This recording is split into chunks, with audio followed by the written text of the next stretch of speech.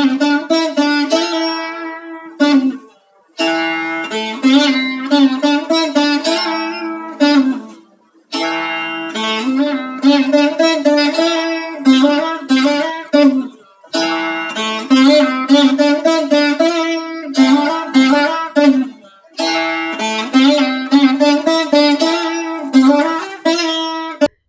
శ్రీ మహాగణాధిపతయే నమః.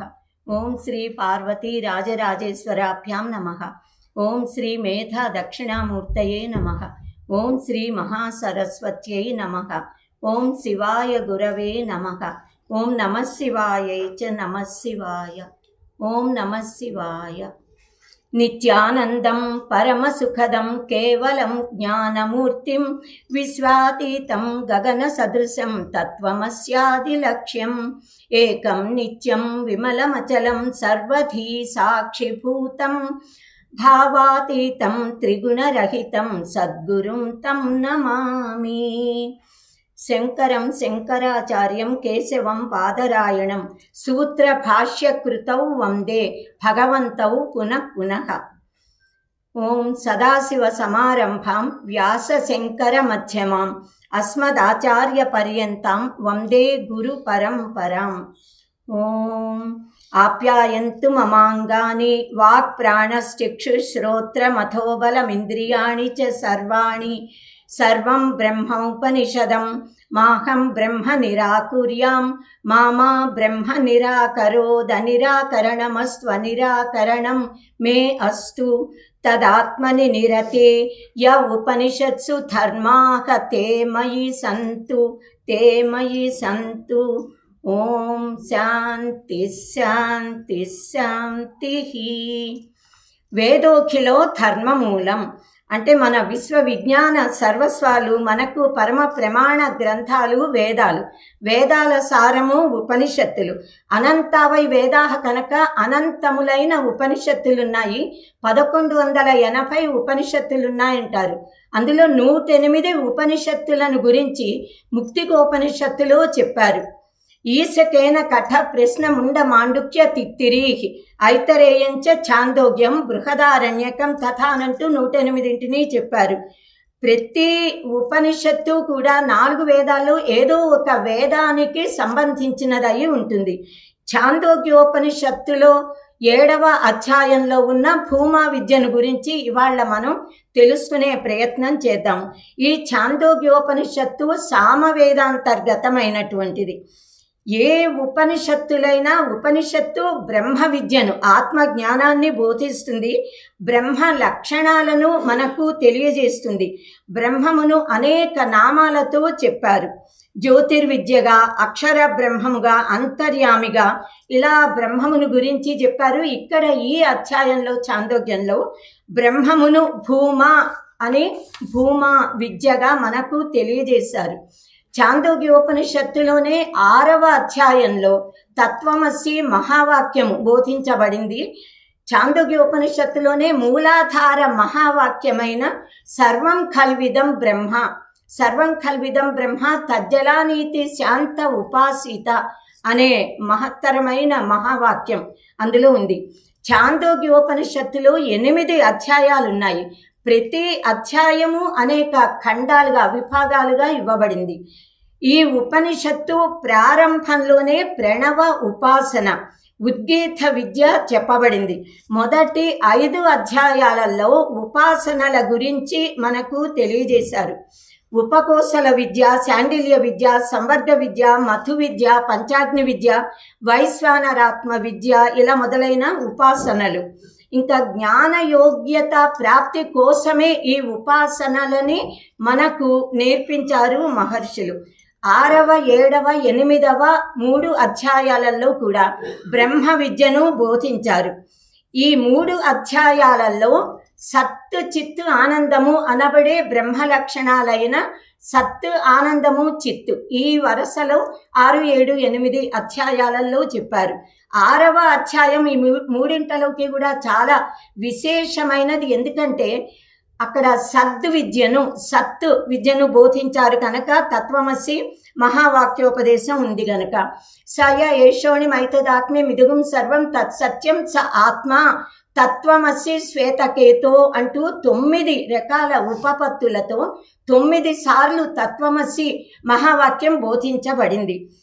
తర్వాత 9వ 6, 7, 8 8వ అధ్యాయంలో చిత్తు అంశాన్ని గురించి బోధించారు. దానిని ప్రజాపతి విద్యా ప్రకరణము అని అంటాము. దీన్ని మనం తెలుసుకున్నాము. సద్విద్య గురించి కూడా మనం ఇంతకుముందే తెలుసుకున్నాము. 6, 8 అధ్యాయాలు తెలుసుకున్నాం కనుక ఇప్పుడు భూమా విద్య తెలుసుకుంటే మన ఈ అంటే అచ్చైన భారతి ఈ సమ్మేళనాలలో ఛాందోగ్యోపనిషత్తులోని 6, 7, 8, 3 నేర్చుకున్నట్లుగా అవుతుందనే భావనతో నేను ఈ భూమా విద్య గురించి చెప్పాలి అని అనుకున్నా. 7వ అధ్యాయంలో ఆనంద లక్షణం, సత్యచిత్ ఆనందంలో ఈ ఆనందాన్ని భూమా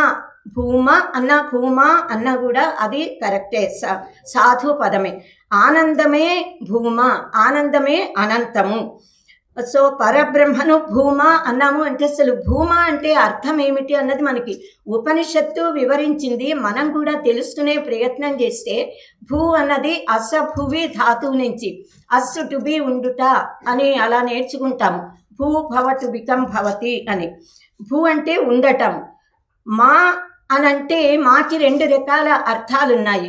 మా అనేది అమరకోశంలో మా రమ మంగళ దేవత అని చెప్పారంటే సమగ్ర ఐశ్వర్య స్వరూపము, సర్వశక్తిమత్వము, సర్వాధారమైనది భూమా. మా అంటే నిషేధార్థక పదం సంస్కృతంలో కనుక భూమా అంటే భూయందు లేనిది అనే అర్థం కూడా చెప్పుకుంటే వస్తుజాతంగా ద్వైతంగా లేనిది, కేవలము ఉనికిగా ఉన్నటువంటిది అనే అర్థాన్ని చెప్పుకోవచ్చు. భూమా అంటేనే పరిపూర్ణత్వము, శాశ్వతత్వము ఉన్నటువంటి నిత్య సత్య తత్వాన్ని భూమా అని చెప్పారంటే ఇది ద్వంద్వాతీతమైన స్థితి, ఆకాశంలాగా అనంతమైనటువంటిది. మనం కూడా నేను సోహం ధ్యానం చేస్తున్నట్లుగా అహం భూమా అనే భూమా తత్వమే నేను అని కనుక మనము ఉపాసన చేస్తే ఆ అర్థాన్ని ఆత్మస్థం చేసుకుని మనం భూమాయే మనము భూమాగా పరిణమించిన భావన మనకి అనుభవంలోకి కలుగుతుంది. బ్రహ్మమును భూమాగా మనం ఉపాసించాలి. అది ఆ భూమ అంటే ఏమిటి అన్నది ఇక్కడ మనకి సద్విద్య చెప్పినప్పుడు 6వ అధ్యాయంలో నేరుగా ఆ సద్విద్యనే బ్రహ్మతత్వాన్నే చెప్పారు కానీ ఆ దానికంటే క్రింది లెవెల్స్ని చెప్పలేదు. అందుకని ఈ భూమా విద్యలో నామము దగ్గర నుంచి మొదలుపెట్టి 15 అంశాలు చెప్పి తర్వాత 7 అంశాలను కలిపి 22 అధ్యాయాలలో 22 అంశాలని చెప్పాక చివరి 4 అధ్యాయాలలో 23 నుంచి 26 దాకా భూమా విద్యను గురించి వివరంగా చెప్పారు. నారద మహర్షి ఆయన బ్రహ్మమానస పుత్రుడు, సర్వ వేదాంత విద్యలన్నీ నేర్చుకున్నాడు. కానీ ఆయనకి తరతి శోకమాత్మవిత్ అని ఆయన విని ఉండటం వల్ల నేను ఆత్మవిద్యను నేర్చుకోలేదు, అపర విద్యలే నేర్చుకున్నాను, పరావిద్య జ్ఞానం నాకు బోధించాలి అని భావించి సనత్ కుమారుల వారి దగ్గరికి వచ్చి నాకు ఆత్మవిద్యని బోధించండి అని అడిగారు. అక్కడ ఓం అథీహి భగవ ఇతి హోపససాద సనత్ కుమారం నారద తం కోవాచ యద్వేత్త తేన మోపసీద తతస్థ ఊర్ధ్వం ప్రవక్ష్యామి ఇది. అంటే సనత్ కుమారుడు నారద నువ్వు ఇప్పటిదాకా ఏమేమి నేర్చుకున్నావో చెప్తే నీకు అక్కడి నుంచి నేర్పిస్తాను అని అన్నారు. అంటే అసలు ఏ గురువైనా బ్రహ్మజ్ఞానాన్ని బోధించమని ఎవరు వచ్చినా రాగానే బోధించరు. దానికి ఒక అర్హత ఉండాలి, సాధన చతుష్టయం అది అన్నీ మనం తెలుస్తున్నాం కదా. అలాంటి అర్హుడైన శిష్యునికి మాత్రమే గురువులు బ్రహ్మ విద్యను బోధిస్తారు. ఇంకొకటి ఇక్కడ సనత్ కుమారుడు నువ్వు ఏమేమి నేర్చుకున్నావో చెప్తే దాని తర్వాత నుంచి పైవి చెప్తానన్నారు. అంటే కేవలం లౌకిక విద్యలే నేర్చుకుని కనుక ఒకవేళ శిష్యుడు గురువు దగ్గరికి వచ్చి అధ్యాత్మ విద్యని బోధించమంటే మనం సాధారణంగా భగవద్గీతతో ప్రారంభిస్తాము. భగవద్గీత అధ్యయనం చేసి వస్తే ఉపనిషత్తులు బోధిస్తారు.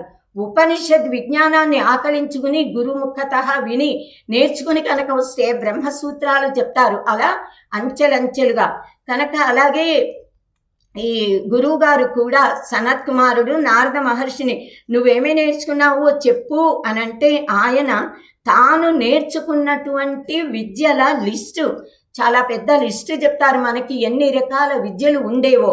దాన్ని బట్టి కూడా మనకు తెలుస్తుంది. ఈ బ్రహ్మ విద్యను బోధించాలంటే శాస్త్రము, గురు బోధలు, శాస్త్రాలు ఇవన్నీ కూడా కేవలం సాధనాలు. ఈ సాధనాల ద్వారా మనము సాధ్యమును సాధించాలి. అంటే మన ముఖము బింబమైతే మనం అద్దంలో చూసుకుంటే మన ప్రతిబింబము కనిపిస్తుంది. ఈ చైతన్యము అన్నదే విశ్వముగా కనిపిస్తోంది. భూమ అన్నదే బింబము. ఈ భూమ అనేది అనేక రకాలుగా వ్యక్తమైంది. నామ అంటే ఇప్పుడు 15:7:22 చెప్తారు. వాటన్నిటినీ తెలుసుకుంటూ పైకి వచ్చినప్పుడు భూమ తత్వము అనేది మనకి అర్థమవుతుంది. ఆ సచ్చిదానందంలో ఆనంద తత్వం అన్నమాట. సో నారద మహర్షి తరతి శోకమాత్మవిత్ అని నాకు ఆ శోకాన్ని పోయి అవతలి తీరానికి నన్ను చేర్చండి, బ్రహ్మజ్ఞానాన్ని బోధించి అని ప్రార్థించినందువల్ల ఇప్పుడు ఈ బోధ జరుగుతోంది. అంటే స్థూల తత్వం నుంచి సూక్ష్మానికి, సూక్ష్మ నుంచి సూక్ష్మతరం, దాని నుంచి సూక్ష్మతమం, అత్యంత సూక్ష్మతమమైన ఆనంద తత్వాన్ని భూమ అనే పేరుతో బ్రహ్మమును ఇక్కడ మనకి బోధిస్తున్నారు. సనత్కుమార నారదోపాఖ్యానము అన్నది ఇది సర్వోత్కృష్టమైన ఆత్మ విద్యను బోధించడానికి మనకు అనుగ్రహించబడిన విద్య. జ్ఞానాదేవతు కైవల్యం, జ్ఞానం వల్ల మనకి ముక్తి కలుగుతుంది, జ్ఞానమే ముక్తి. కనుక నారద మహర్షి ఇప్పుడు దాకా ఏం చదువుకున్నారో గురువు గారికి నివేదిస్తున్నారు.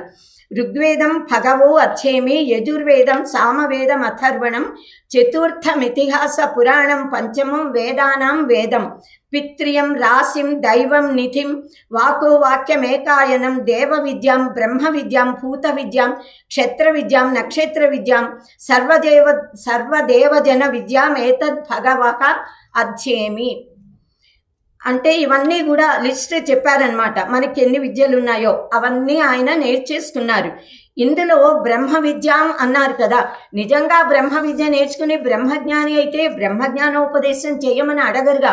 కనుక ఆదిశంకర భగవత్పాదులు తమ ఛాందోగ్యోపనిషద్ భాష్యంలో బ్రహ్మ విద్య అనంటే వేదానికి సంబంధించిన విద్యలు అని దాన్ని వివరించి చెప్పారు మనకి. ఇంకా ఇక్కడ అనేక విద్యలు నేర్చుకున్నారు ఈయన. భూత శిక్ష, వ్యాకరణం, ఛందో, నిరుక్తం, జ్యోతిష్యం తథా కల్పశ్చేతి, షడంగాని అవన్నీ భూత విద్య, ధనుర్వేదం, జ్యోతిష్యం, గారుడ విద్య, అత్తరు గురించి, నాట్యం గురించి, సంగీతం, ఇలా లలిత కళలు అన్నీ నేర్చుకున్నారు ఈయన. ఇవన్నీ నేర్చుకున్నాను కానీ బ్రహ్మ విద్య నాకు ఉపదేశింపబడలేదు కనుక అది కావాలి అని ప్రార్థించారు. దానికి ఇప్పుడు ఈయన ఏం చెప్తున్నారంటే, సనత్ కుమారుడు నువ్వు ఇప్పటిదాకా చెప్పిన లిస్టు ఏదేది ఉందో అవన్నీ ఆయన మళ్ళీ పునరుక్తి చేసి ఇవన్నీ కేవలం నామ ఏవ, ఇవన్నీ నామమే కనుక నీవు ఇప్పటిదాకా ఏవి నేర్చుకున్నావో అది నామైవైతత్, నామ ఏవ ఏతత్, నామ ఉపాస్వైతి కనుక నామమును ఉపాసించు అని ఆదేశించారు. అయితే నారద మహర్షి మరి నామం కంటే గొప్పది ఉన్నదా అని అడిగితే, దానికి నామం కంటే గొప్పది ఉన్నది, అది వాక్కును నేర్చుకోవాలి అని వాక్కును ఉపాసించమంటారు. ఎందుకు అంటే వాగ్వావ నామ్నో భూయసి, వాక్కు నామం కంటే చాలా గొప్పది. వాగేంద్రియము వల్ల మనము నామమును ఉచ్చరిస్తాము. అంటే నామము పుట్టింది వాక్కులో నుంచి కనుక ఇది కార్యము, అది కారణము. కారణం ఎప్పుడూ గొప్పది కదా కార్యం కంటే. కనుక నామము కంటే వాక్కు గొప్పది అన్నారు. సరే, వాక్కును ఉపాసించమనంటే మరి అంతకంటే గొప్పది ఉందా అని అలా ప్రతి దానికి ఈయన 15 తత్వాలు చెప్తూ ఉంటే అంతకంటే గొప్పదుందా, అంతకంటే గొప్పదుందా అని అడుగుతూ ఉంటారు, ఆయన చెప్తూ ఉంటారు. ఆ 15 సింపుల్గా చెప్తాను. కనుక ఇప్పుడు మనం వాక్కు ఎందుకు గొప్పది నామము కంటే అనంటే చాలా పెద్ద మంత్రాలు ఇచ్చారు అక్కడ. సర్వ శాస్త్రాలని, వేదాలని, వేదాంగాలని, పంచభూతాలు, సర్వ ప్రాణికోటి, ధర్మము అధర్మము, సత్యాసత్యాలు, మంచి చెడు, ప్రియం అప్రియం ఏది తెలియాలి అన్నా వాక్కు ద్వారానే. కనుక వాగింద్రియమే లేకపోతే ధర్మము తెలీదు, అధర్మమేదో తెలీదు, సత్యాసత్యాలు తెలియవు, మంచి చెడులు తెలియవు, మనకి ఏది ప్రియమో అప్రియమో కూడా తెలీదు. మనకి యథార్థముగా ఏది ప్రియమో అది కేవలము బ్రహ్మజ్ఞానమే. దానిని తెలుసుకోవాలి అన్న వాక్కే ఆధారము. కనుక వాగింద్రియం వల్ల అన్నీ తెలుస్తున్నాయి, వాక్కును ఉపాసించమన్నారు. అంటే వాక్కు కంటే ఏది గొప్పది, ఏదైనా ఉందా అని మళ్ళీ అడిగారు ఈయన. అడిగితే దానికి ఈ వాగింద్రియాన్ని ఉపాసిస్తే, నామాన్ని ఉపాసిస్తే కలిగే ఫలాన్ని చెప్పారు. వాగింద్రియాన్ని ఉపాసిస్తే కలిగే ఫలములు కూడా చాందోగ్యోపనిషత్తులో చాలా వివరంగా దేనిని ఉపాసించమని చెప్తున్నారు.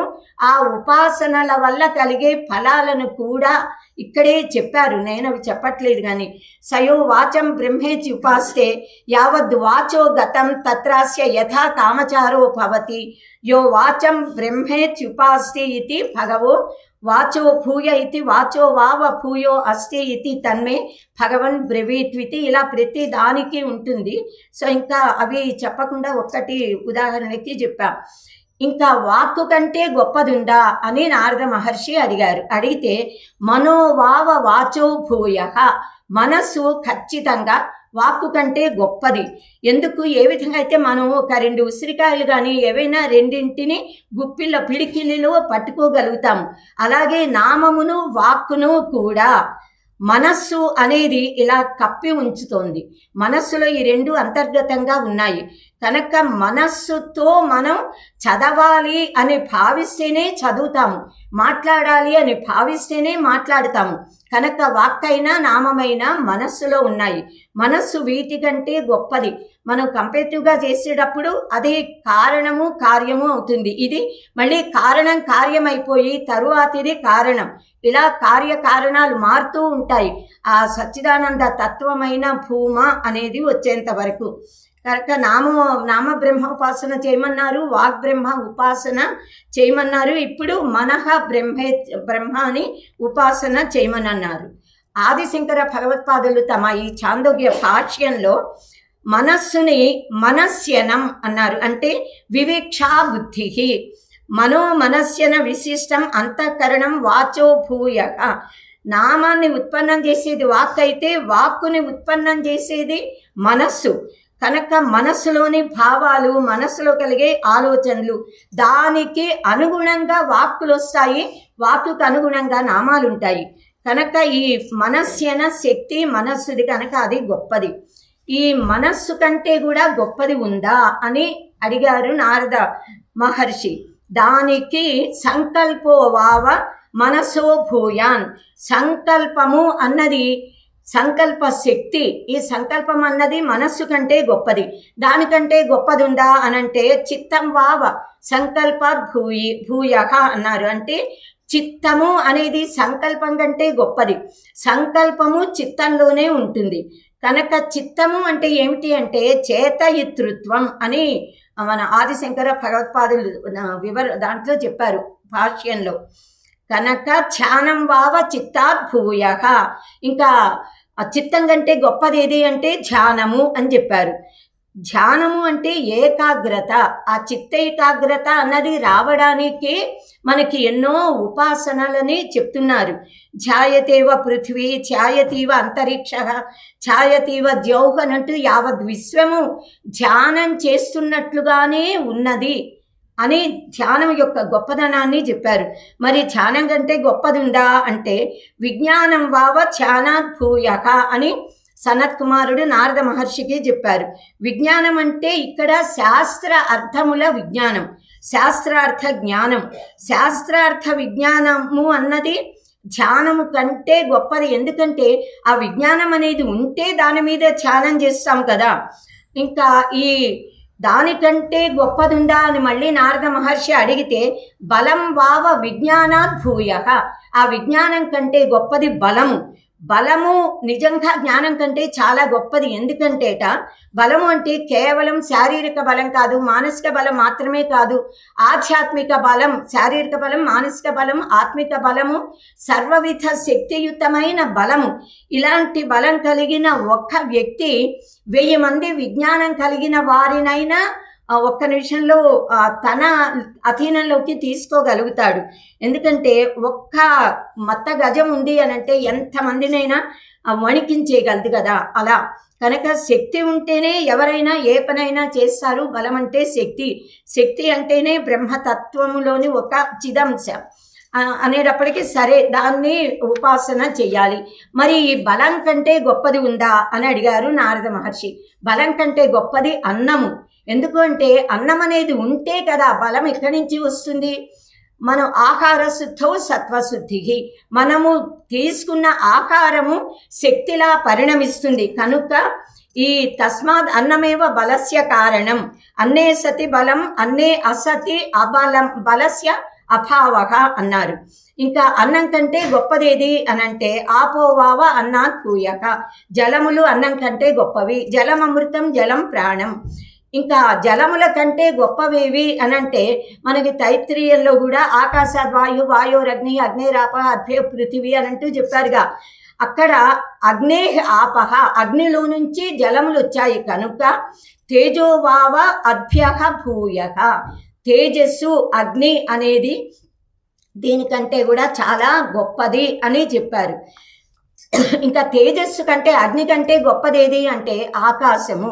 వాయువుని చెప్పకుండా ఆకాశాన్ని చెప్పారు. ఎందుకు అంటే ఏతద్వాయుం ఆగృహ్య ఆకాశం అభితపతి అని చెప్పారు. వాయువుతో కూడి వాయుతత్వం ఆకాశతత్వంలో కలిసి ఉంటుంది, రెండూ కలిసినటువంటిది కనుక ఇక్కడ పైగా ప్రాణాన్ని గురించి చెప్పేటప్పుడు పంచప్రాణ వాయువులు అంటారు. అక్కడ మళ్ళీ వాయువు వస్తుంది, ఇక్కడ పునరుక్తి అవసరం లేదు. కనుక ఇలా ఒకటి తర్వాత ఒకటిగా 15 తత్వాలను చెప్పారు. ఆ తరువాత 7వ అధ్యాయంలోనే ప్రాణతత్వాన్ని చెప్పారు.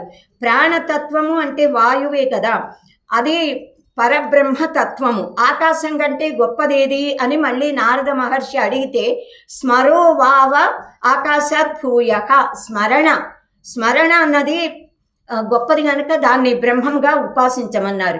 స్మరణ అంటే జ్ఞాపక శక్తి, మనం గుర్తుపెట్టుకోవాలి. యాదేవి సర్వభూతేషు స్మృతి రూపేణ సంస్థిత, అమ్మవారే స్మరణ అన్నది కూడా. మరి స్మరణ కంటే కూడా గొప్పది ఏదైనా ఉందా అని ఇలా అడుగుతూ ఉన్నప్పుడు ఆశావావ స్మరణాత్ భూయసి అని చెప్పారు. ఆశ ఉంటేనే ఏదన్నా చేయాలంటేనేగా చేసేది. కనుక ఆశ అనేది స్మరణ కంటే గొప్పది. ఆశ మీద ధ్యానం చేయమన్నారు. ఇంకా ఆశ కంటే గొప్పది ఉందా అని నారద మహర్షి మళ్ళీ అడిగితే ఆశ అంటే అసలు ఏమిటి? ఆశ అంటే ఆదిశంకరులు భాష్యంలో అప్రాప్త వస్తువు ఆకాంక్ష అని చెప్పారు. అప్రాప్తమైన వస్తువు ప్రాప్తించాలి అనేది ఆకాంక్ష. కనుక ఆశ తృష్ణ కామః ఇది యా మాకు పర్యాయ పదాలు ఇవన్నీ. సాచ స్మరాత్ భూయసి, ఇది స్మరణ కంటే గొప్పది. ఆశయాహి అంతఃకరణస్థయా స్మరతి స్మర్తవ్యం, ఆశ వల్ల స్మరించవలసిన వాటిని స్మరిస్తాము. ఇంకా దీనికంటే గొప్పదేది అని అడిగారు నారద మహర్షి. ప్రాణోవా ఆశాయా భూయాన్ అని చెప్పారు. అంటే నిశ్చయంగా ఆశ కంటే ప్రాణము చాలా గొప్పది. ప్రాణము అనేది ఉంటేనే కదా అసలు ఇవన్నీ ఉండే అవకాశం ఉండేది. కనుక ప్రాణం గొప్పది. ప్రాణ ఉపాసన ఇప్పుడు 15లో చివరిది ప్రాణ ఉపాసన. సమిష్టి స్థాయిలో హిరణ్యగర్భ బ్రహ్మ ఉపాసన, వ్యష్టి స్థాయిలో ఇది ప్రాణ బ్రహ్మ ఉపాసన. వ్యష్టిగా మనం ప్రాణము జీవశక్తి అయితే సమిష్టి పరంగా దానినే హిరణ్యగర్భము అని అంటాం మనం. కనుక ప్రాణం చాలా గొప్పది. మనకి ప్రశ్నోపనిషత్తులో, ఛాందోగ్యోపనిషత్తులో ఇంకా చాలా చోట్ల కూడా ప్రాణ ఉపాసన, ప్రాణం యొక్క ఉత్కృష్టతను గురించి మనకి చెప్పారు. ప్రాణావా ఆశయా భూయాన్ యథావా అరానాభౌ సమర్పిత ఏవం అస్మిన్ ప్రాణే సర్వం సమర్పితం. ఎలాగైతే ఒక చక్రం యొక్క ఇరుసుకి ఆకులన్నీ కూడా అనుసంధానించబడి కలపబడి ఉంటాయో అలాగే ఈ ప్రాణము మీద అన్నీ ఆధారపడి ఉన్నాయి అని. ఇంకా ప్రాణ ప్రాణేన యాతి, ప్రాణ ప్రాణం దదాతి, ప్రాణాయ దదాతి, ప్రాణో వా పిత, ప్రాణో మాత, ప్రాణో భ్రాత, ప్రాణ శ్వస, ప్రాణం ఆచార్య, ప్రాణో బ్రహ్మణ. ప్రాణమే సర్వము, సర్వము ప్రాణంలోనే ఉన్నాయి అని చెప్పారు. సో యావద్ నివసతి యావత్ పవనో నివసతి దేహే తావత్ పృచ్ఛతి కుశలం గేహే గతవతి వాయే దేహ అపాయే భార్య బిభ్యతి తస్మిన్ కాయే భజ గోవిందం అని చెప్పారు కదా.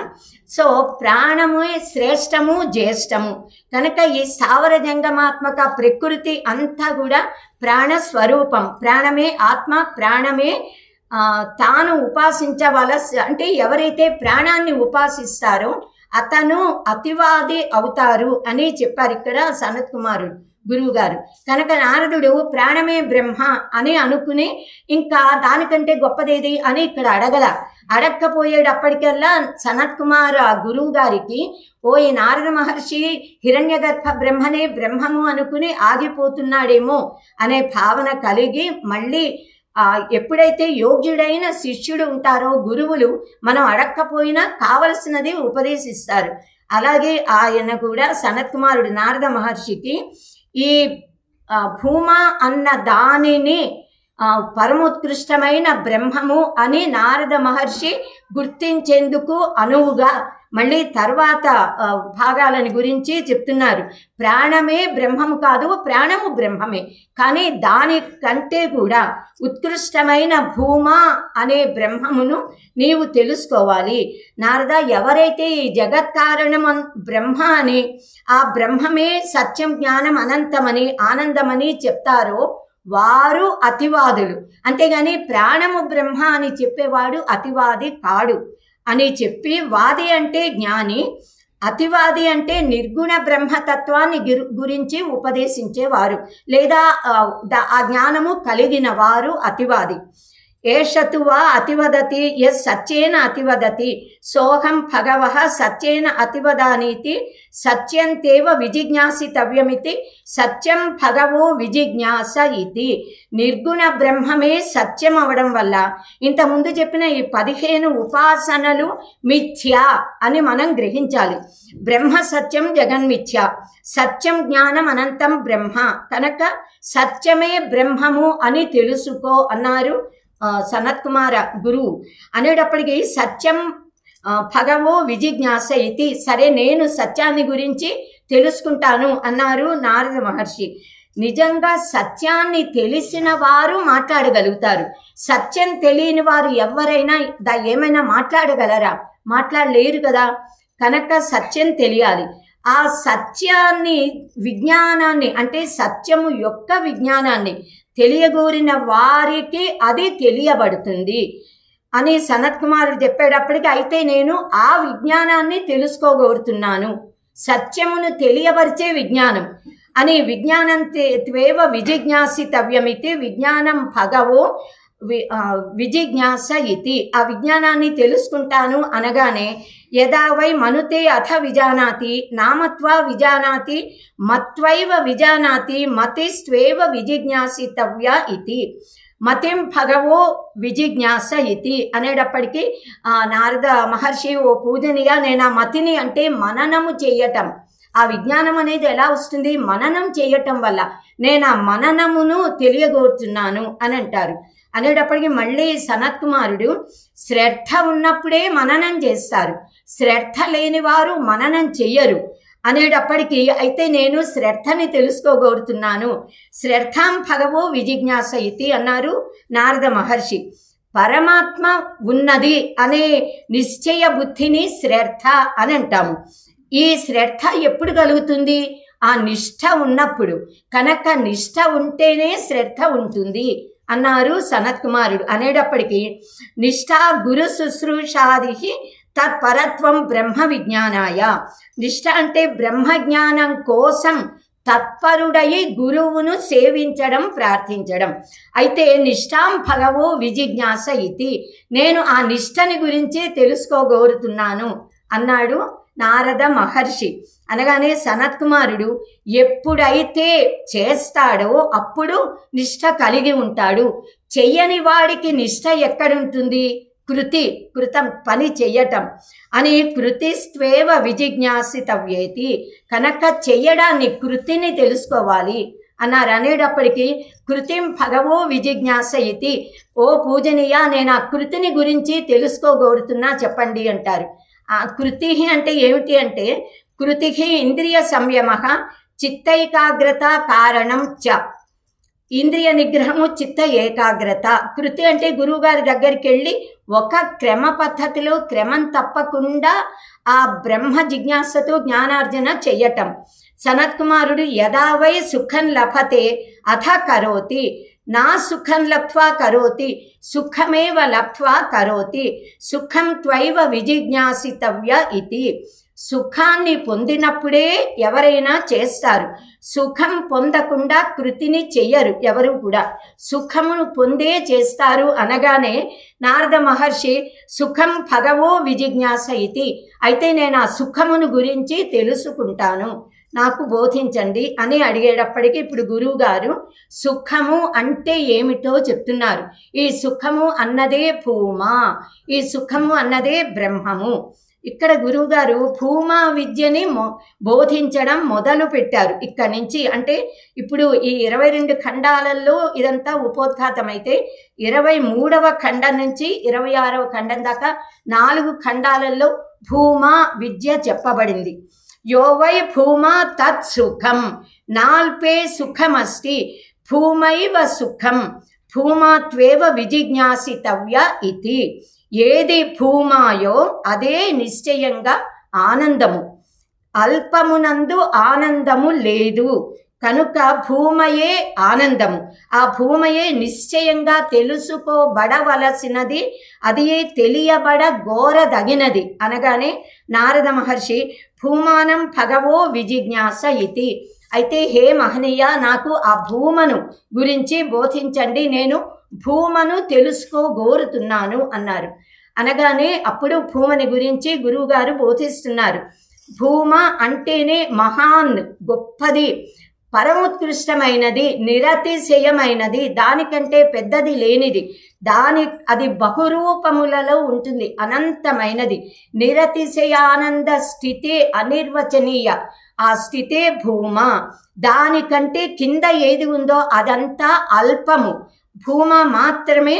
ఆనందో బ్రహ్మేతి వ్యజానాత్ అని మనకి తైత్రీయోపనిషత్తులో చెప్పారే, అది మనకి ఇక్కడ స్ఫురణకు వస్తుంది. ఆనందమే భూమ అని చెప్తున్నారు ఇక్కడ కూడా. భూమ లక్షణాలని ఇప్పుడు ఇక్కడ చెప్తున్నారు. యత్ర నాణ్యత్ పశ్యతి, నాణ్యత్ శృణోతి, నాణ్యత్ విజానాతి స భూమ. భూమ అంటే ఏమిటి? నిర్వచనం ఏమిటి అంటే దేని ఎందైతే ఇతరమును చూడడు, వినడు, తెలియదు, తెలియబడదు. ఎవరు వేరే దాన్ని చూడడం అనేది, ఇద్దరుంటే ద్వైతం ఉంటే ఒకరు మరొక దాన్ని చూస్తారు, వింటారు, చేస్తారు. అలా వినడానికి, చేయడానికి, చూడడానికి ఏదీ లేదు, ఉన్నదొక్కటే ఏకమేవ అద్వితీయం బ్రహ్మ, అద్వైతము మాత్రమే ఉంది. ఆ రెండు అనేవి లేవు, అంటే చూసేది చూడబడేది లేదు, ఆనందాన్ని పొందేవాడు అనేది లేదు, ఉన్నది ఒకే తత్వము, అది భూమ, అదే నీవు, అదే నేను, అదే సర్వం, సర్వం కల్విదం బ్రహ్మ అన్నది. విజ్ఞాతారమరే, ఆ విజ్ఞాతారమరే కేన విజానీయాత్ అని మనకి బృహదారణ్యకోపనిషత్తులో చెప్పారు కదా. తెలుసుకునే ఆత్మ, దాన్ని ఎవరు తెలుసుకుంటారు? అదే సర్వాన్ని తెలుసుకుంటుంది. ఆ భూమ అన్నది ఏకమేవాద్వితీయమైన తత్వము, త్రిపుటి అన్నది ఇక్కడ లేదు, అద్వైతం అన్నమాట.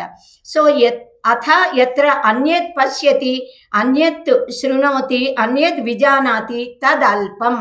ఇతరమును తెలుసుకోవటము, ఇతరమును వినటము, అది ఏదైనా ఉంటే అది అల్పమైనటువంటిది, అది భూమ కాదు.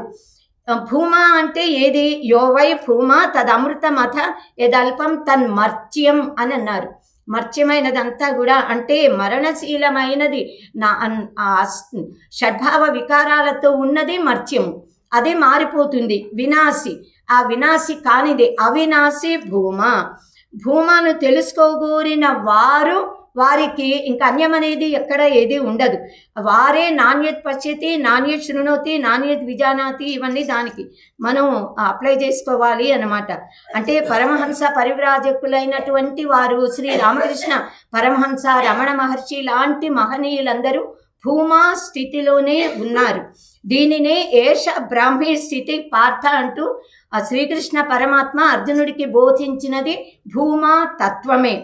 ఈ ఉపనిషత్తు చివరిలో చెప్పిన ఈ స్థితి అద్వైత స్థితి భూమా. దీనిని మనం మాండుక్యోపనిషత్తులో కూడా అమాత్ర చతుర్థ అవ్యవహార్య ప్రపంచోపశమ శివ అద్వైత అని ఏ తత్వము చెప్పబడిందో అది భూమా. కనుక ఆ భూమా దేనియందు ప్రతిష్ఠితమై ఉంది అని నారద మహర్షి గురువుగారిని సనత్ కుమారుని ప్రశ్నించారు. అయితే దానికి ఆయన గురువుగారు ఏం సమాధానం చెప్పారంటే, అది తన మహిమ మీద తాను ప్రతిష్ఠితమై ఉంది, లేదా దానికి అసలు ఆధారం అనేది వేరే లేనే లేదు, ఏ ఆధారం లేదు, దానికి అదే ఆధారం అంటూ 2 సమాధానాలు చెప్పారు. అంటే మామూలుగా మనకి మహిమ అనేది ఎలా కలుగుతుంది లోకంలో మనుషులకి అంటే, వారిలో ఏదో ఒక గొప్ప ప్రతిభ ఉన్నప్పుడో, పెద్ద పెద్ద భవంతులు ఆస్తి పాస్తులు ఉన్నప్పుడో, పెద్ద అధికారాలు ఉంటేనో బాహ్య వస్తుజాతము వలన మహత్వం మనుషులకి ఆపాదించబడుతుంది. కానీ భూమా అనే దానికి అది దానంతరదే స్వయం ప్రకాశం, జ్యోతిలాగా. వెలుగు ఎలా అయితే స్వయం ప్రకాశము భూమా తత్వము అలాంటిదే. కానీ దానికి ఏనుగులు, గుర్రాలు, ఆస్తులు, పాస్తులు, బంగారం వాటి వల్ల దానికి మహిమ రాలేదు మానవులకి వచ్చే విధంగా. కనుక ఆ భూమా తత్వము ఎలాంటిది అన్నది మళ్ళీ నారద మహర్షికి వివరంగా చెప్తున్నారు సనత్ కుమార గురువు గారు. సయేవ అధస్తాత్ స ఉపరిష్టాత్ స పశ్చాత్ స పురస్తాత్ స దక్షిణతః స ఉత్తరతః స ఏవ ఇదగుం సర్వమితి. అథ అత అహంకారాదేశ అథాతోహంకారాదేశ ఏవాహమేవ అధస్తాత్ అహం ఉపరిష్టాద్ అహం పశ్చాద్ అహం పురస్తాద్ అహం దక్షిణతః అహం ఉత్తరతః అహమేవ ఇదగుం సర్వమితి. మళ్ళీ దీన్నే ఇంకా ఆత్మతో అన్వయించి కూడా చెప్తున్నారు. అథ అత ఆత్మాదేశ ఆత్మ ఏవ ఆత్మైవ అధస్తాద్ ఆత్మోపరిష్టాద్ ఆత్మ పశ్చాద్ ఆత్మ పురస్తాద్ ఆత్మ దక్షిణతః ఆత్మ ఉత్తరతః ఆత్మైవేదగం సర్వమితి. ఆత్మ ఏవ ఇదగం సర్వం ఇతి. సవా ఏష పశ్యన్ ఏవం మన్వాన ఏవం విజానన్ ఆత్మరతిరాత్మక్రీడ ఆత్మమిథున ఆత్మానంద సస్వరాట్ భవతి. తస్య సర్వేషు లోకేషు కామచారో భవతి. అథ ఏ అన్యథా అతో విదురన్యరాజానస్తే అక్షయ్య లోకా భవంతి. తేషాం సర్వేషు లోకేషు సర్వేషు లోకేషు అకామచారో భవతి ఇది. అంటే ఉన్నదొక్క బ్రహ్మమే. ఆ బ్రహ్మకు ఏ వస్తువులు గుణాలు ఏవి లేవు. మరి ఈ జగత్తంతా ఏమిటి? నానాత్వం గోచరిస్తోంది, కనిపిస్తోంది కదా అని అంటే ఇదంతా కూడా బ్రహ్మమే. విశ్వం విష్ణు అన్నారు కదా. సముద్రంలో అలలు ఎగసిపడుతూ కనిపిస్తాయి, అంత మాత్రాన అల సముద్రానికి ఆధారం కాదు కదా. సాముద్రోహి తరంగ క్వచన సాముద్రో న తారంగ అని చెప్పారు కదా. సముద్రంలో జలమే అలలుగా మనకి ఉత్తరామచరిత్ర నాటకంలో భవభూతి మహాకవి ఆవర్త బుద్భుత తరంగమయాన్ వికారాన్ అంఫో యథ సలిలమేవ హి తత్ సమస్తం అని చెప్పారు. ఉన్నది జలమొక్కటే, అదే నురగల అలలుగా, సుడిగుండాలుగా, బుడగలుగా అనేక విధాలుగా కనిపిస్తోంది. కనుక ఉన్నది కేవలము భూమా. అది విశ్వంలా ప్రపంచంలా నానాత్వంతో కనిపిస్తోంది. మనకి ఇలాంటి మంత్రమే ముండకోపనిషత్తులో కూడా ఉంది. బ్రహ్మైవేదం అమృతం పురస్తాత్ బ్రహ్మ పశ్చాత్ బ్రహ్మ దక్షిణతోశ్చ ఉత్తరేణ చ అథశ్చ ఊర్ధ్వంచ ప్రసృతం బ్రహ్మైవేదం విశ్వమిదం వరిష్టం. సయేవ అధస్తాత్ పురస్తాత్ అన్ని మళ్ళీ ఇలాగే చెప్పారు. మరి మనమేమిటి? కనిపించే విశ్వం ఏమిటి అంటే బ్రహ్మమే, భూమాయే. మనకి రజ్జు సర్ప భ్రాంతి, సుప్తి రజత భ్రాంతి, స్థాణు పురుష భ్రాంతి ఇలాంటివన్నీ గురువులు నేర్పిస్తుంటే, శాస్త్రం బోధిస్తుంటే మనం నేర్చుకున్నాం కదా. సో అవన్నీ కూడా మనము ఇక్కడ మననం చేసుకోవాలి. ఆ భూమా అన్నదే సత్యజిత్తు ఆనందము. అజ్ఞానము వల్ల, భ్రాంతి వల్ల లేనిది ఉన్నట్లుగా పొద్దున్న నేర్చుకోవడం అతద్భావము. ఆ ఉన్నది ఉన్నట్లుగా కనిపించదు, ఉన్నది వేరేలా కనిపిస్తోంది. అలా పరబ్రహ్మ జగత్తులా కనిపిస్తోంది. ఉన్నది సత్యం బ్రహ్మము భూమా మాత్రమే. కనుక అక్కడ సహ అనే స్థానంలో అహం అని కూడా పెట్టి మనకు అవన్నీ చెప్పారు. నేనే ఇదంతా అనే జ్ఞానము, ఎరుక కలగడం కోసం అన్నమాట. మనకి ఇక్కడ అహం అంటే ఏమిటి అంటే అహంకార చతుష్టయంలో, అంతఃకరణ చతుష్టయంలో ఉన్న అహం కాదు. అహం పరమాత్మ చెప్పాడే, అహమేవాహమస్మి అని అంటాం కదా. పరమాత్మ శ్రీకృష్ణ పరబ్రహ్మ అహం వైశ్వానరో భూత్వా ప్రాణినాం దేహం ఆశ్రిత అని అహం మయేవ మన ఆథత్స అనంటూ మయి సర్వం ప్రతిష్ఠితం అని చెప్పారే. ఆ సర్వం మయేవ సకలం జాతం మయి సర్వం ప్రతిష్ఠితం మయి సర్వం లయం యాతి. ఆ అహం అన్నది అంటే ఇక్కడ అహం అనే పదానికి వాచ్యార్థం తీసుకోకుండా అహం పదానికి లక్ష్యార్థాన్ని తీసుకోవాలి. అహం అంటే బ్రహ్మము, అహం అంటే భూమ అని గ్రహించాలి.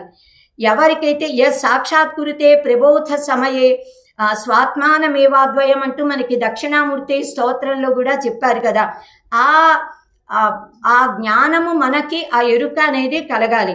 స్వం ఆత్మానమేవ అద్వయం బ్రహ్మ విజానాతి అంటే నేనే అద్వితీయ బ్రహ్మము, రెండవది లేని తత్వం నేనే అనే జ్ఞానం. ఇటువంటి జ్ఞానము కలిగిన, బ్రహ్మజ్ఞానం కలిగి మహదానందానుభూతిని పొందుతున్న సాధకుడు ఆత్మానందాన్ని కూడా తెలుసుకున్నాక, పంచకోశ విచారణ అయ్యాక ఆ సాధకుడు చేసిన సామగానాన్ని తైత్రీయోపనిషత్తులో అద్భుతంగా చెప్తారు. అహమన్నం అహమన్నం అహమన్నం అహమన్నాదోహమన్నాదోహమన్నాదక అహం విశ్వం భువనమభ్యభవాం సువర్ణ జ్యోతి అంటూ ఇలా చెప్పారు ఆనంద అనుభవాన్ని. అంటే తైత్రీయంలో బ్రహ్మానంద వల్లిలో మానుషానందం, మనుష్య గంధర్వానందం అంటూ ఆనందాల లిస్టు చాలా పెద్దదిగా 10 రెట్లు మానుషానందం అంటే ఏంటో చెప్పి అలా 10 రెట్లు చెప్పి బ్రహ్మానందాన్ని చెప్పారు. కనుక అలాంటి బ్రహ్మానందాన్ని తెలుసుకోవడమే భూమాను గ్రహించడం. మనం అద్దంలో మన ముఖం చూస్తున్నప్పుడు మనం నవ్వితే ఆ ప్రతిబింబం నవ్వుతుంది, మనం ఏ భావాన్ని ప్రకటిస్తే అదే కనిపిస్తుంది కదా. ఎత్ర నాణ్యత్ పశ్యతి నాణ్యత్ శృణోతి అంటూ ఏది చెప్పామో అది బింబము, ఆ ప్రతిబింబం కాదు. విశ్వం ప్రతిబింబము, ఆ బ్రహ్మము అన్నది బింబము. కనుక మనం ఆ బింబ జ్ఞానం, బ్రహ్మ జ్ఞానాన్ని మనం పొందాలి. ఇందులో అనేకమైన అంశాలున్నాయి. అంటే మనకి నిజంగా ఈ ప్రపంచంలో కూడా మన కంటికి కనిపించేది ఒకటి, యథార్థం ఒకటి. యథార్థం ఏమిటి అంటే సూర్య భగవానుడు, సూర్యుడు కదలడు, ఉన్న చోటే ఉంటున్నాడు. కానీ ఆ సూర్యుడు కదలట్లేదు అని వేదంలో చెప్పారు, పురాణాలలో చెప్పారు, యంత్రాల పరికరాలతో శోధించి విజ్ఞాన శాస్త్రవేత్తలు కూడా చెప్పారు. కానీ మన అనుభవానికి సూర్యుడు తూర్పున ఉదయిస్తున్నాడు, పడమర అస్తమిస్తున్నాడు. మన అనుభవం ఒకటి, యథార్థం ఒకటి.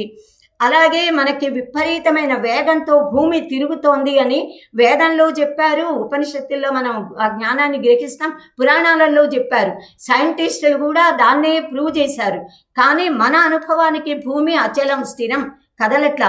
నిజంగా కదులుతున్న భూమి కదలకుండా అయితే అసలు ఈ విశ్వం ఏమవుతుంది? మనమేమవుతాం? మనం ఉండనే ఉండం. మనకు అలాగే ఈ ఫ్యాను తిరుగుతూ ఉన్నప్పుడు ఒక్క వెలుగు ముద్దలాగా అనిపిస్తుంది. అదే ఆగిపోతే 3 రెక్కలు కనిపిస్తాయి. ఉన్నదేమో ద్వైతం కానీ అద్వైతం కనిపిస్తుంది ఫ్యాన్ తిరిగేటప్పుడు కూడా. సో ఇలా మన నిత్య జీవితంలోనే మనం చూసేది ఒకటి, యథార్థం ఒకటి. మనం కళ చూస్తున్నప్పుడు కళ యథార్థం అనుకుంటాము, అదే జాగ్రత్త అవస్థలోకి వచ్చేప్పటికి అది అయథార్థము అని తెలుస్తుంది. అలాగే మనం కనుక తురీయ స్థితిలో మనం ఉంటే ఈ జాగ్రత్త ప్రపంచమంతా స్వప్నతుల్యమే అనే అనుభవంతో మనకే తెలుస్తుంది. అస్థి భాతి ప్రియం నామరూపంచే త్యంశ పంచకం ఆద్యత్రయం బ్రహ్మరూపం జగద్రూపం తతోద్వయం అని దృగ్దృశ్య వివేకంలో ఆదిశంకర భగవత్పాదులు చెప్పారు. సచ్చిత్ ఆనందము అస్థిభాతి ప్రియం అనేవి అదే బ్రహ్మ లక్షణాలు, భూమా లక్షణాలు, నామరూపాలు ఈ జగత్తు లక్షణాలు. యో వై భూమా తదమృతం అంటే భూమా అనేది అమృతము, అవినాశి. చాందోగ్యోపనిషత్తులోని ఈ అధ్యాయం చివరిలో భూమా విద్యను గ్రహించడం వల్ల కలిగే ఫలాన్ని కూడా చెప్పింది శృతి మాత. చివరి ఖండంలో మొదటి మంత్రంతోనే ఈ బోధ పూర్తయిపోతుంది, తర్వాత ఫలశ్రుతి.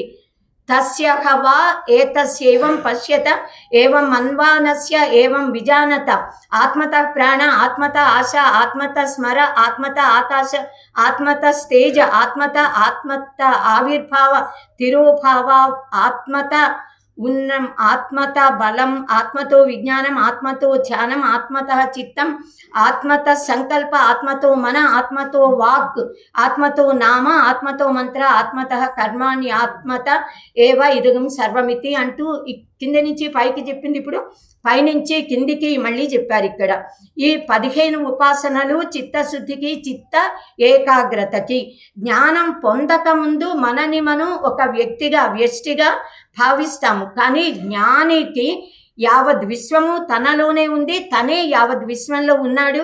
అసలు నానత్వం లేదు. నేహ నానాస్తి కించన మృత్యో సమృత్యుమాప్నోతి యా ఇక నానేవ పశ్యతి అంటే ఆ బ్రహ్మములో ద్వైతాన్ని చూడకూడదు. బ్రహ్మము ఏకము, ఈ విశ్వం కూడా ఏకమే.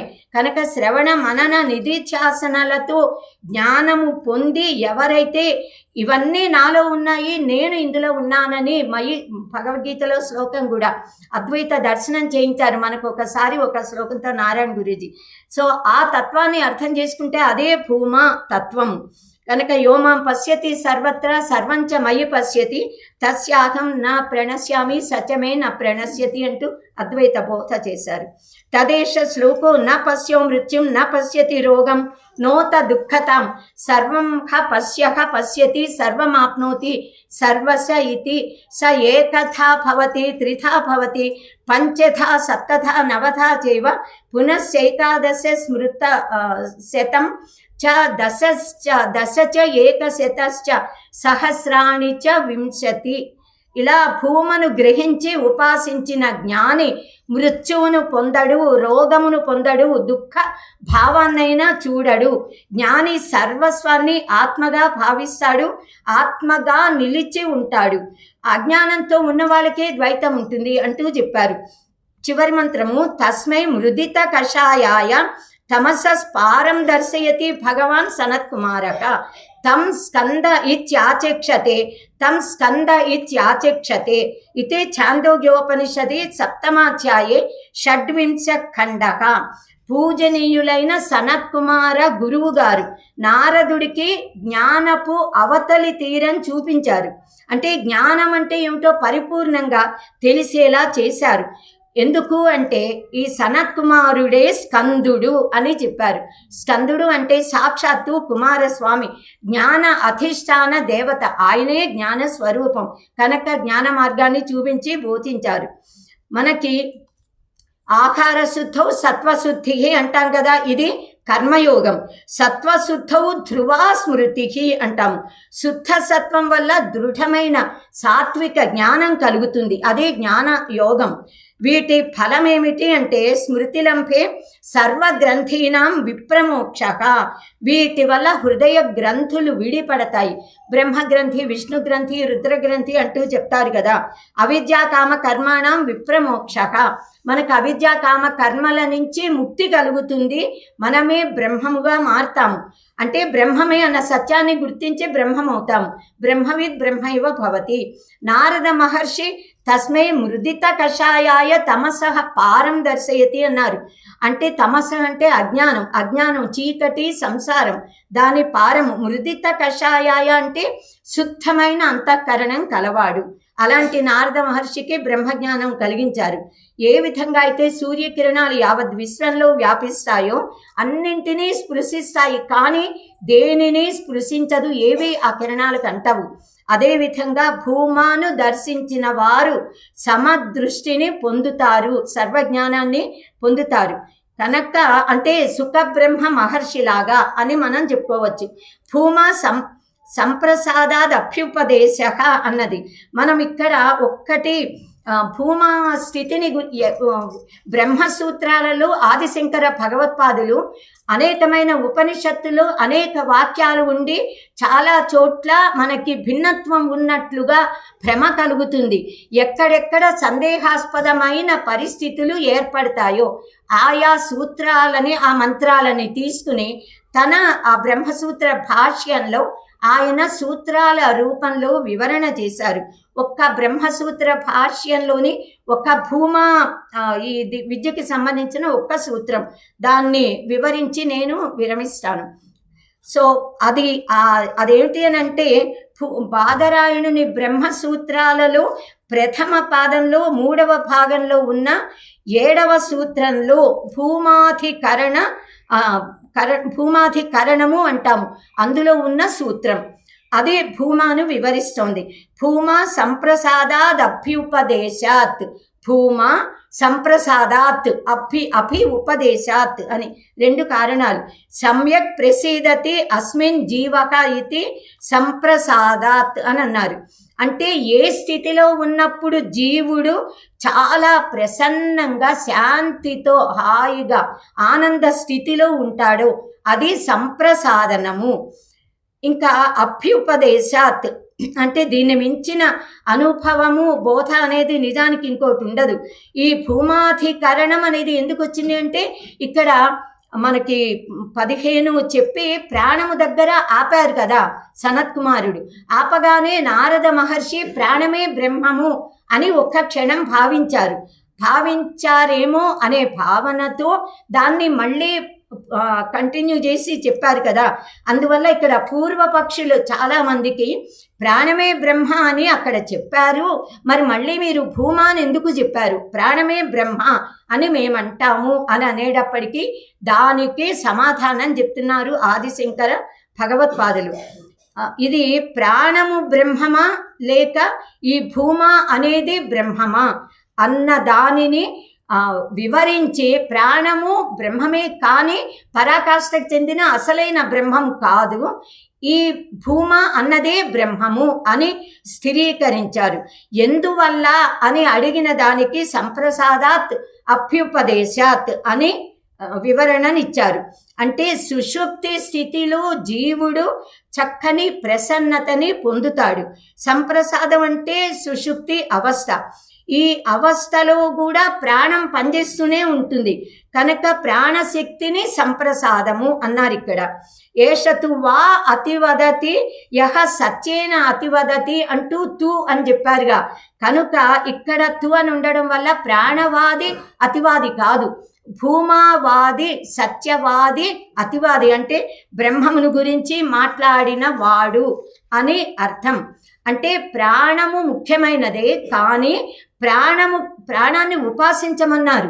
ఉపనిషత్తులో కూడా ప్రాణోపాసన ఉంది, ప్రశ్నోపనిషత్తులో కూడా చెప్పారు. కానీ ప్రాణమే పరబ్రహ్మము అని ఉపాసించడంలో తప్పులేదు, కానీ ప్రాణమే పరబ్రహ్మము కాదు, భూమాయే బ్రహ్మము అన్నది ఇక్కడ స్థిరపరిచి చెప్పడానికి ఈ సూత్రం భూమాధికరణం అనేది వచ్చింది. యత్ ప్రాణేన న ప్రాణితి ఏన ప్రాణ ప్రణీయతే అని ఉంది కదా మనకి ఉపనిషత్ మంత్రం. కేనోపనిషత్తులో చెప్పారు, యత్ చక్షుష న పశ్యతి ఏన చక్షుంషి పశ్యతి తదేవ బ్రహ్మ త్వం విద్ధి నేదం యదిదం ఉపాసతే. అలా అన్ని ఇంద్రియాలకి చెప్పారు, మనస్సుకి చెప్పారు, ప్రాణానికి చెప్పారు. కనుక ప్రాణము కూడా పరబ్రహ్మ చైతన్యం వల్ల ప్రాణశక్తిని పొందింది, కానీ ప్రాణము భూమ కాదు అని ఈ భూమాధికరణ ప్రకరణంలో భూమాయే ఆత్మ పరమాత్మ అని నిరూపించారు. ఎత్ర నాణ్యత్ పశ్యతి నాణ్యత్ శృణోతి ఇవన్నీ చెప్పారుగా. ఇత్యాదిన ఉత్తానం సర్వ వ్యవహార అభావాది ధర్మాణం పరమాత్మని ఏవ ఉపపత్తే పరమాత్మ ఏవ భూమా ఇత్యర్థః. అంటే ఎక్కడైతే ఇతరమును చూడడో వినడో ఈ లక్షణాలన్నీ చెప్పారుగా ఇందాక మంత్రంలో, అవన్నీ ప్రాణానికి సరిపోవటం లేదు, అవి కేవలము భూమాకు మాత్రమే సరిపోతున్నాయి, బ్రహ్మమునకు మాత్రమే సరిపోతున్నాయి. కనుక భూమయే బ్రహ్మము అని సిద్ధాంతీకరించబడింది. ఇది సిద్ధాంతం. భూమ అంటే బ్రహ్మము, భూమ అంటే సత్ చిత్ ఆనందము, భూమ ఇంకా సంప్రసాదము అంటే ప్రశాంతత, అభ్యుపదేశాత్ అంటే ఉపదేశాత్ శాస్త్ర ఉపదేశము, ఇదే శాస్త్రోపదేశము. తీవ్రమైన తపస్సమాధి స్థితిలో మనకి ఈ భూమ జ్ఞానము అనేది కలుగుతుంది. శాస్త్రాలు ఈ అనుభవాన్ని ఎలా పొందాలో ఆ మార్గాన్ని కూడా ఆ విధానాన్ని బోధించాయి. నిర్మలంగా ప్రశాంతంగా ఉన్న కొలనులో ఆ జలములలో చంద్రుడు చక్కగా ప్రతిబింబిస్తాడు. ప్రశాంతంగా నిర్మలంగా ఉన్న కొలంలో ఒక్క రాయి వేస్తే ఒక్క అల వచ్చి అలలుగా కొలనంతా వ్యాపిస్తుంది. ప్రశాంతంగా ఉన్న మనస్సులో ఒక్క లౌకికమైన ఆలోచన కలిగితే అది వందలు వేల ఆలోచనలుగా విస్తరిస్తుంది. వాటన్నిటినీ ఉపసంహరించి అహం మమలను వదిలేసి ద్వైతములో అద్వైతాన్ని చూడాలి. ఈ వ్యాపించి ఉన్న నానాత్వంగా కనిపిస్తున్న జగత్తులో ఉన్న ఏకత్వాన్ని దర్శించటమే భూమా విద్య, భూమా జ్ఞానము. కనుక ఈ ఆకాశం ఎలాగే అయితే సర్వగతమై కూడా ఏ పరిమితులు లేకుండా ఎలా ఉందో, భూమా కూడా అంతటా వ్యాపించినట్లుగా ఆకాశవత్తు కనిపిస్తూ కూడా అంతటా అదే ఉంది. ఎక్కడా ఏది లేకుండా ఉండడం, ఉండి లేకపోవడం అనే స్థితి, దాన్ని మనం అర్థం చేసుకోగలిగితే భూమాతత్వం అర్థమవుతుంది. అంటే సర్వగతమై కూడా పరిమితులనేవి దానికి లేవు. అలాగే ఈ తత్వమసి మహాబోధ, ఉపదేశవాక్య బోధ కూడా ఈ ఛాందోగ్యోపనిషత్తులోనే ఉంది. ఎవరైతే ఈ భూమా విద్య యొక్క సారాన్ని గ్రహిస్తారో, తత్వమసి ఉపదేశము గురుముఖత పొంది భూమాని అనుభవంలోకి తెచ్చుకున్న వారు అహం బ్రహ్మాస్మి, అహం భూమా అనే జ్ఞానాన్ని పొందుతారు. అదే ఈ అధ్యాయం యొక్క పరమార్థము. ఈ సంప్రసాదన మన ప్రశాంతతను ఎలా పొందాలి అంటే ధ్యానము వల్ల, నేను ఎవరు అన్న ఎరుకను కలిగి ఉండడం వల్ల శోధించాలి, పరిశోధించాలి, పరిప్రశ్న చెయ్యాలి, జ్ఞానాన్ని పొందాలి. ఈ అహం మమలను వదిలేసి హృదయ వైశాల్యతతో మన జ్ఞానాన్ని వృద్ధిపరుచుకుంటూ, మధ్యాహ్నపు నీడల అని చెప్తారే అలా జ్ఞానము వృద్ధి చెంది సర్వత్రా ఏకత్వ దర్శనాన్ని, నానాత్వంలో అద్వైత దర్శనాన్ని, ఏకాన్ని చూడగలగాలి. దానికి శ్రద్ధ, శమము, దమము, దృఢ నిశ్చయము, ఆత్మానాత్మ వివేకము, చిత్త ఏకాగ్రత, ఇవన్నీ సాధనలు. ఈ సాధనలతో సిద్ధి పొంది ఎవరైతే సమాధి స్థితిని చేరగలుగుతారో, సర్వత్రా సమదర్శనము చేస్తారో వారు ఈ భూమా స్థితిని, వారికి సర్వత్రా భూమా దర్శనం ఇస్తుంది. నేనే భూమా అనే జ్ఞానము మనకి కలగాలి. అదే సర్వం కల్విదం బ్రహ్మ అనే జ్ఞానము. దానినే మనము భూమా అనుభవము అని అంటాము. కనుక యో వై భూమా తత్ సుఖం, ఈ భూమా అన్న దాంట్లోనే సుఖం ఉన్నది. కనుక భూమా అనే తత్వమును మనమందరము కూడా శ్రవణ మనన నిధిధ్యాసనల ద్వారా గ్రహించి భూమాగా ప్రకాశించుదుముగాక. నాకు ఇలా మాట్లాడడానికి అవకాశం ఇచ్చిన మన అధ్యయన భారతి శివపరివారం, అద్వైత అధ్యయన భారతి శివపరివారము వారందరికీ, గురువులందరికీ కూడా కృతజ్ఞతాపూర్వక నమస్కారములతో స్వస్తి. సర్వే భవంతు సుఖినః, సర్వే సంతు నిరామయాః, సర్వే భద్రాణి పశ్యంతు, మా కశ్చిత్ దుఃఖభాగ్ భవేత్. ఓం శాంతి శాంతి శాంతి. స్వస్తి. శుభం.